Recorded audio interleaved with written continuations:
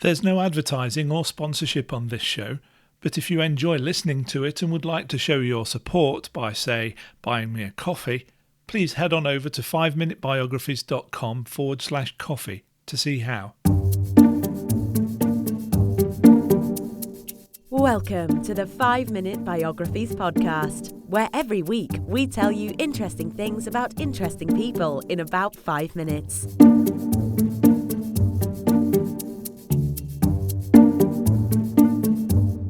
And now here is your host, Wayne Armstrong. Hi guys, welcome to the 5-Minute Biographies podcast, Season 6, Episode 4, Rosa Parks. Although the Civil War had officially ended over 60 years before she was born, Rosa Parks was an American civil rights activist at a very tense time in US history when equality had not been fully achieved. She was born Rosa Louise Macaulay in Tuskegee, Alabama on the 4th of February 1913 and has been referred to as the First Lady of Civil Rights as well as the mother of the Freedom Movement. Rosa was an African American with Scots-Irish and Native American great-grandparents. Her parents separated when she was young, so she and her little brother Sylvester were raised by her mother's parents. Until she was 11, Rosa went to a rural school in Alabama, later taking courses as a student of the Industrial School for Girls. After that, she went to a school operated by the Alabama State Teachers College for Negroes, which was a secondary education school. Unfortunately, due to the poor health of her mother and grandmother, she couldn't continue her education as it fell to her to take care of them.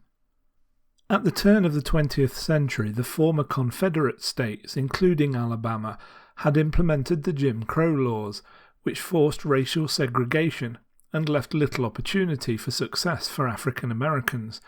White and black people, even as children, were not allowed to ride the bus together, and the African American students had to walk to school. Growing up, Rosa was disturbed by the inequality in her society and was often bullied by white children in her neighborhood, although she would not accept it without a fight. In 1932, Rosa was married to Raymond Parks.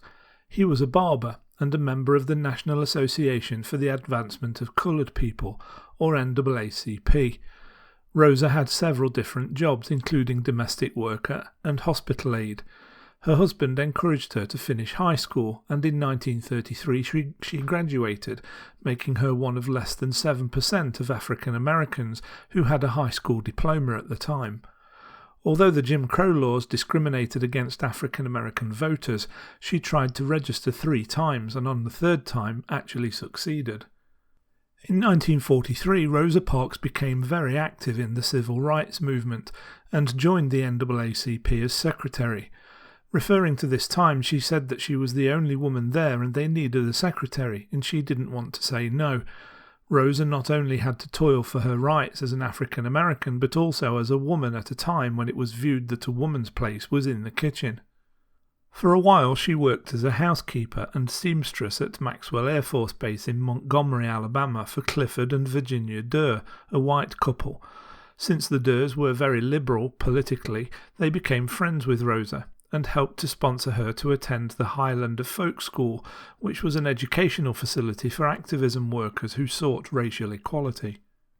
Montgomery had implemented a city law in 1900 that allowed for the segregation of bus passengers by race. Although the actual law maintains that no one would have to move or give up their seat if there were other seats available, over time, law started to give way to custom. Because of this, the bus drivers started to make black passengers move when no white-only seats were available. The buses had sections where coloured people, as they were labelled, sat in the back, and white people sat in the front of the bus, even though most of those who rode were black. Many African Americans were disturbed by this inequality and had complained for decades. One day in 1943, Rosa paid the fare and started to board the bus, but as she did so, the driver, James Blake, told her to follow the rules and board the bus from the back door. Instead of complying, Rosa left the vehicle and waited for another one to come along, determined not to ride again with Blake. This resulted in her walking in the rain. On the 1st of December 1955, she paid her bus fare after a long day at work and sat in the first of the back rows that were reserved for blacks in the coloured section. At first she didn't see that the driver was James Blake, who had made her walk in the rain 12 years earlier. As the ride progressed, whites-only seats filled up. The driver noticed that there were a few white passengers who were standing since the front had been completely filled. Blake decided to move the coloured section and make the black passengers give up their seats to the white passengers. 3 out of 4 who had to stand complied, but the one who did not was Rosa. The driver insisted, "Why don't you just stand up?" To which she responded, "I don't think I should have to stand up." Although Rosa was very reasonable and calm, Blake called the police to have her arrested. Rosa was taken to jail, but was bailed out by some of the members of the Montgomery chapter of the NAACP. An Alabama State College professor, Joanne Robinson, conferred with the NAACP president regarding Rosa's treatment. They stayed up all that night copying over 35,000 handbills about a bus boycott. On the 4th of December 1955, plans for the Montgomery bus boycott had been announced. African American church members all agreed to participate in the boycott, with the aim of achieving fair treatment, forcing companies to hire black drivers, and a first-come basis for bus seating. Even the next day through the rain, the African American community continued their boycott. There was a meeting to discuss strategies to continue the boycott effort, and the Montgomery Improvement Association name was adopted. They elected Martin Luther King Jr. as their president, who at the time was relatively new to Montgomery, young, and a church minister. In 1956, nearly a year later, the Montgomery bus system was officially integrated. Rosa continued to be a civil rights activist as long as she was able to, even as old age approached.